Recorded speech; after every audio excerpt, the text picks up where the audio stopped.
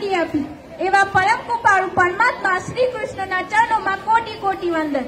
અહીંયા ઉપસ્થિત ભારતના ભવિષ્યના બૌદ્ધિક સંપદા માનનીય આચાર્ય શ્રી પરમ પૂજ્ય ગુરુજીઓ તેમજ ગામમાંથી પધારેલ તમામ વડીલોની આ સાવજરૂપી વિક્રમસિંહની પુત્રી કિસ્મતમાંના સહજ પ્રણામ। લહેર લહેરના પ્રવાહો અલગ છે, પીગળતો પડે પણ કિનારો અલગ છે, સ્વભાવ અલગ છે, મનુષ્યના વિચારો અલગ છે, ગુલો ગુલ અલગ છે, પહાડો અલગ છે, નજરો પડે ત્યાં નજારો અલગ છે। અણુમાંથી સર્જન થયું આ બધું, અણુમાંથી સર્જન થયું આ બધું, પણ ગગનને સિતારે સિતારે અલગ છે। 21મી સદી એ વિજ્ઞાનની સદી, 21મી સદી એ વિજ્ઞાનની સદી, પણ સાથે એવું નથી લાગતું કે આ સદીને થોડી જાગૃતતાની સદી થવું જોઈએ। પ્રાચીન ભારતમાં કેટલાય જ્ઞાનરત્નોથી ઉજાગર આ ભારત દેશનો ઇતિહાસ સુવર્ણકાળ હોય તો આજે એવા કેવા ખેખાને સર્જાયું છે કે સુવર્ણકાળની વાત તો દૂર પણ એક વિકસિત દેશ પણ નથી।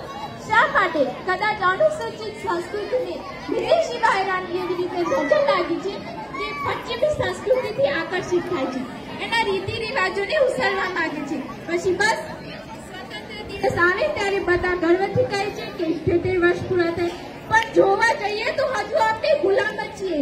વિદેશી પ્રજા આવીને ચાલી ગઈ, પણ તેમનો શ્વાસ હજુ પણ આપણી સંસ્કૃતિમાં કંઈક દેખાય છે। આપણી સમય સાથે યોગ્ય પરિવર્તન સાધી નથી છે। નો ડાઉટ આપણી પાસે સૌથી મોટું યુવાધન છે, યુવાધન નોલેજ પણ છે, પણ એ યુવાધનનો ઉપયોગ ક્યાં કરવો તે આવડત નથી।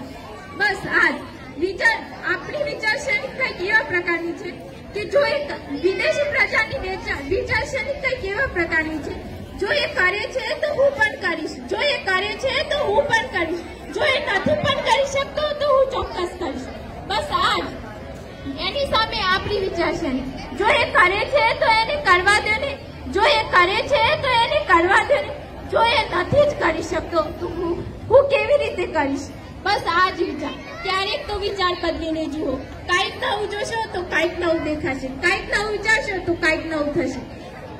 એક નવા દ્રષ્ટિકોણ માટે સૌથી મહત્વનું પાસું છે શિક્ષણ। આજે દરેક વ્યક્તિ પાસે શિક્ષણ હોય તે કોઈ પણ પ્રદેશમાં મોભાદાર અને પ્રતિષ્ઠાભર્યું સ્થાન મેળવી શકે છે।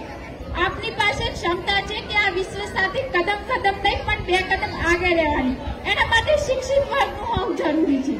सिर्फ सूरत निकलने से अंधेरा नहीं मिटता, सिर्फ सूरत निकलने से अंधेरा नहीं मिटता, सहज आंखें भी खोलनी पड़ती है रोशनी के लिए। स्वयं समझे અને ગર્વથી વિશ્વને કહે, રસ્તો નહીં જડે તો રસ્તો કરી જવાના, રસ્તો નહીં જડે તો રસ્તો કરી જવાના, અમે થોડા મનમાં મુજાઈ મરી જવાના। સમજો શું સ્વયં પ્રકાશ છે, દીપક નથી તે ઠરી જવાના। હું હવે અંતમાં મારા દેશ માટે એટલું જ કહીશ કે આ માટી મારી માયા, આ માટી મારી કાયા, આ માટીમાં હું જન્મી, આ માટીમાં ફરીશ, આ માટી મને જીવાડે, આ માટીને હું જીવાડીશ। જય હિન્દ, જય ભારત।